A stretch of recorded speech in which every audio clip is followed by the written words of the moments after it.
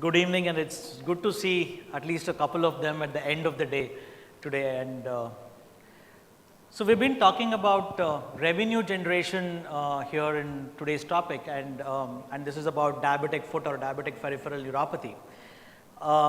There's a pretty big workshop tomorrow that I saw on the diabetic foot itself. But amongst you people here, most of you see diabetic patients, and I hope most of you also just tend to see the foot many a times.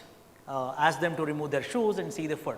So how many of you would do a typical monofilament exam, or just even use a cotton and kind of test if the sensation is there or not? Any raise of hands?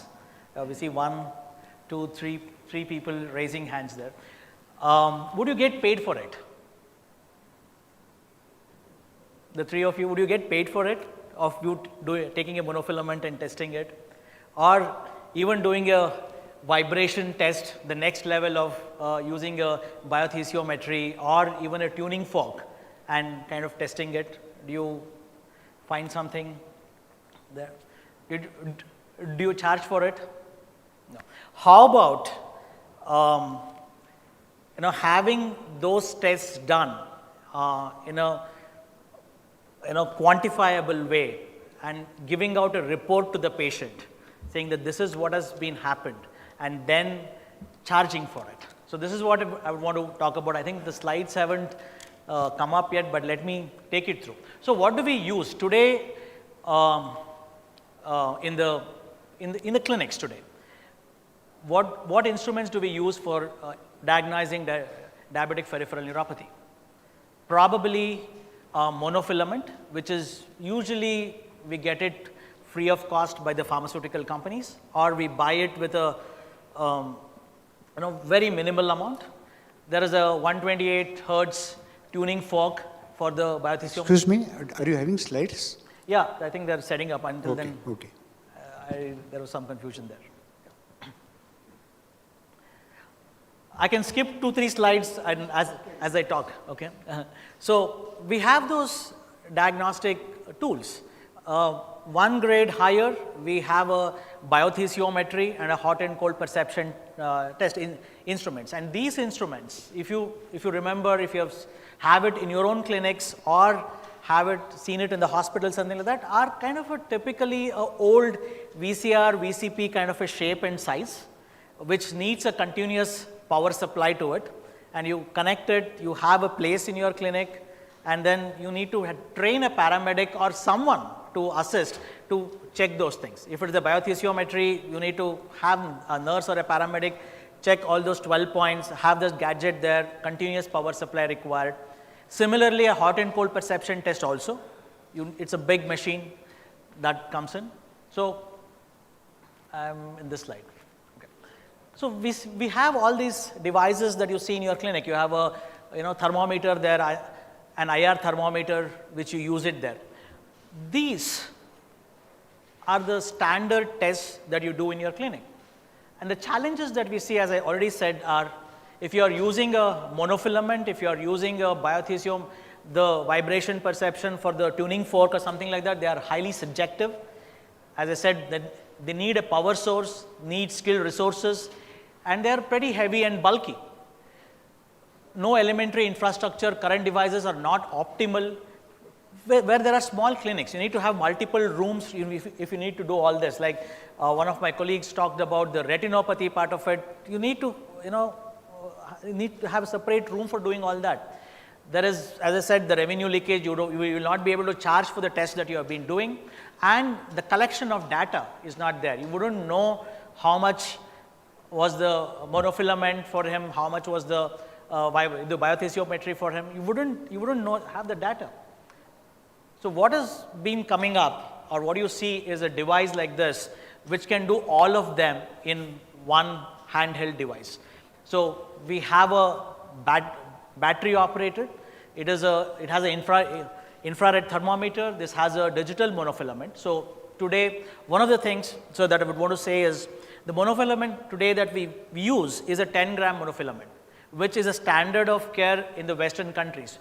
Today, with the Indian population who have been walking barefoot, we usually walk barefoot at home, and even many of them outside also use a barefoot. We do not know whether the 10 gram is actually the normal for the Indian population.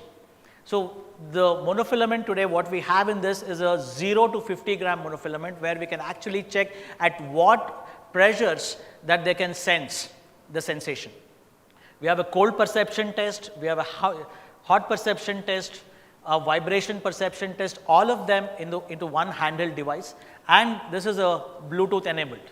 So through the Bluetooth, this goes to your phone, and from the phone you can generate the report on the phone or from the laptop, anything, which generates a report like this, which you can hand it over to the patient, and this can also be stored in your backend for all your data analysis and research of any of the purposes that you would have.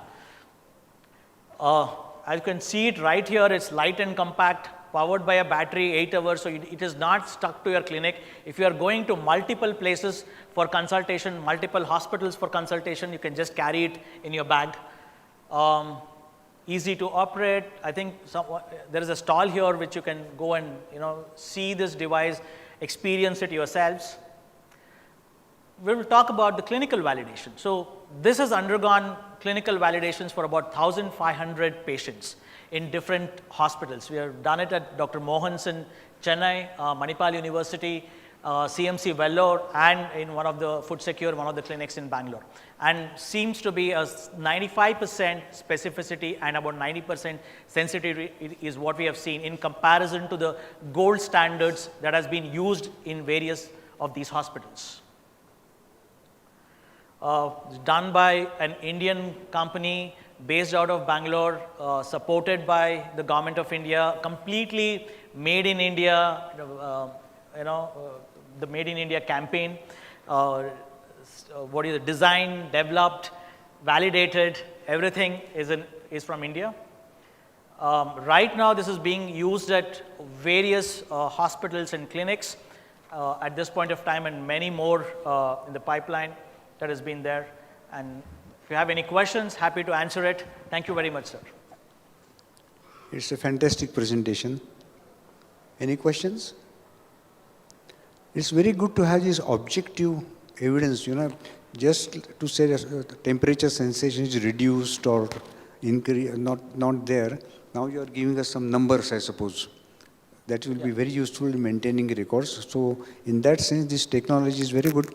But at the same time, earlier when you are spending time with patients, testing the hot and cold temperature and sensations, one would converse with the patient, and that would establish a rapport with the patient. So my only request would be a doctor should not lose that aspect, the doctor-patient relationship, while we are switching over to gadgets. Yes, we must switch over to gadgets. We must have objective evidence. Let us maintain that contact, personal rapport with the patients. Second observation, if I may make, is, initially we mentioned about revenue.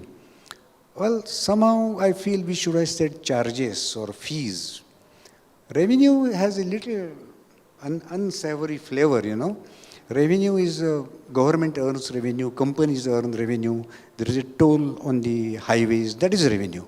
Doctors charge fees for services. So, and this is one of the small, irritants which is causing, if I may so, the friction between the medical profession and the society, one of the reasons. So somebody else who listens to this outside, a layperson would pick up on this, doctors are after revenue. So let us be sensitive to our sensibilities also, and let us maintain this doctor-patient rapport very well. Thank you very much. Thank you, sir. May I now invite Arpit Doshi on the stage, please?